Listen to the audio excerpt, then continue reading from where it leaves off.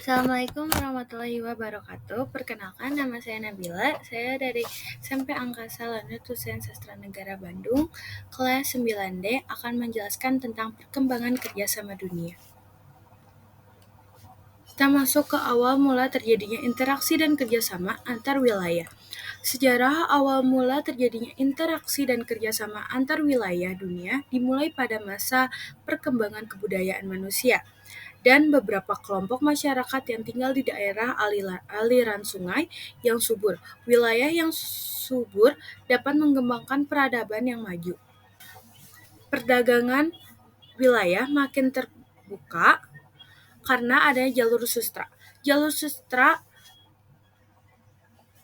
pertama kali digunakan pada tahun 1877 oleh ahli geografis Jerman, yaitu Ferdinand von Richthofen, untuk menggambarkan transportasi kuno melalui lautan dan daratan. Jalur perdagangan tersebut dinamakan jalur sustra. Selain membuka jalur perdagangan, jalur sustra membuka jalan bagi komunikasi antara peradaban di 3 benua besar, yaitu Asia, Eropa, dan Afrika. Jalur sustra tidak hanya melahirkan beberapa kota baru dan berkontribusi terhadap pembangunan berkelanjutan di banyak kota ada di sepanjang jalur tersebut, tetapi juga mendorong pembangunan ekonomi dan sosial negara dan wilayah di sepanjang jalur tersebut melalui pertukaran barang, jasa, budaya, dan teknologi.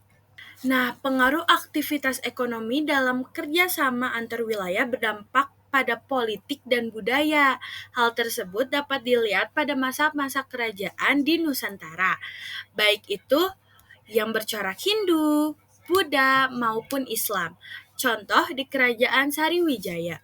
Kerajaan ini mencapai masa keemasan di bawah Raja Balaputradewa. Dia ini menjalini hubungan dengan kerajaan-kerajaan di luar wilayah Indonesia, terutama di kerajaan-kerajaan India dan Kekaisaran Tiongkok. Menurut Teixing yang melakukan kunjungan ke Sumatera dalam perjalanan studinya ke Nalanda, India pada tahun 671 dan 695, Sariwijaya telah menjadi pusat pembelajaran agama Buddha. Interaksi antar wilayah di dunia juga makin intensif dengan adanya globalisasi. Menurut Anthony Giddens, globalisasi dapat dilihat sebagai intensifikasi hubungan sosial di seluruh dunia yang menghubungkan tempat-tempat yang berjauhan sedemikian rupa. Hal yang sama juga sempat disampaikan oleh John Bayliss, Steve Smith, dan Patricia Owens. Perkembangan kerjasama dunia adalah peningkatan kerjasama antar negara-negara di dunia untuk mencapai tujuan tertentu. Kerjasama atau kolaborasi dunia terjadi karena adanya masalah nasional, regional, maupun global. Hal ini membutuhkan perhatian di satu negara, maka tiap pemerintah saling melakukan pendekatan dengan pembawaan usulan terkait dengan pergulangan masalah tersebut.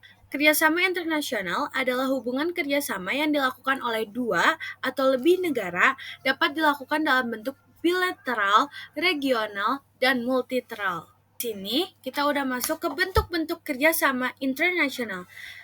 Yang pertama ada berdasarkan letak geografis. Berdasarkan letak geografis juga dimasukkan dalam kelompok-kelompok tertentu. Ada 3 macam, yaitu kerjasama regional, kerjasama antarregional, dan kerjasama internasional. Di sini aku bakal ngejelasin tentang kerjasama regional terlebih dahulu. Nah, kerjasama regional adalah bentuk kerjasama yang terjalin di antara beberapa negara di suatu kawasan tertentu.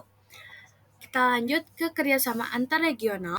Kerjasama antarregional adalah bentuk kerjasama negara-negara di suatu kawasan dan kawasan lainnya. Contoh kerjasama antarregional adalah kerjasamanya ASEAN dan Uni Eropa.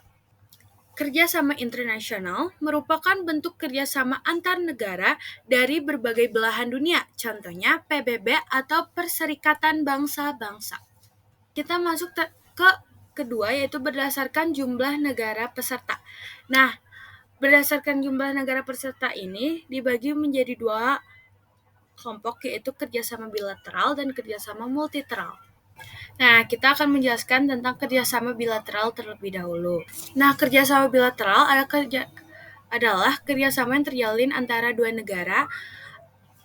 Kerjasama ini dapat terlaksanakan bila antar dua negara ini saling menguntungkan. Kedua negara ini memiliki hubungan yang baik, contohnya kerjasama Indonesia-Singapura, Arab Saudi-Indonesia, dan Amerika Serikat dan Jepang. Kita jelasin yang kedua, yaitu kerjasama multilateral. Kerjasama multilateral ini adalah bentuk kerjasama yang mengikuti sertakan beberapa negara, contohnya G20, Group of 20, PBB, WTO, World Trade Organization, atau Organisasi Perdagangan Dunia.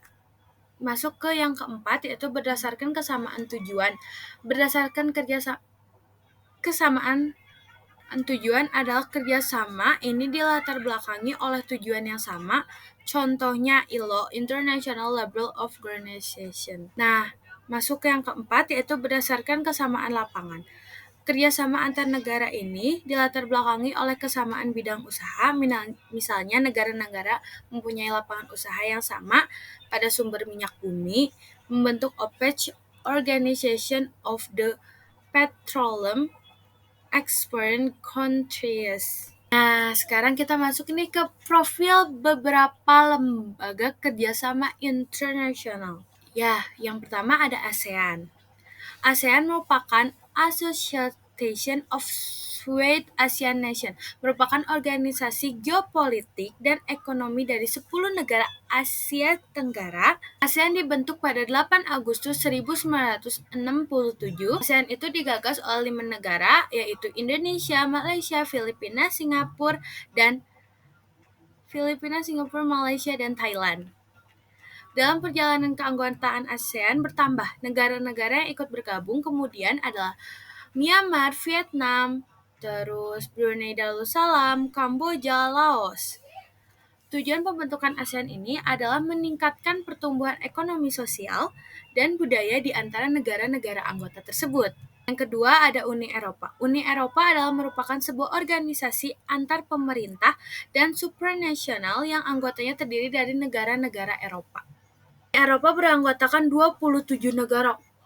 Ada Australia, Belanda, Belgia, Bulgaria, Republik Ceko, Denmark, Estonia, Finlandia, Jerman, Prancis, Hungaria, Irlandia, Italia, Kroasia, Latvia, Lithuania, Luxembourg, Malta, Polandia, Portugal, Romania, Cyprus, Slovakia, Slovenia, Spanyol, Swedia, dan Yunani. Eropa didirikan di bawah Perjanjian Maastricht pada tahun 1992.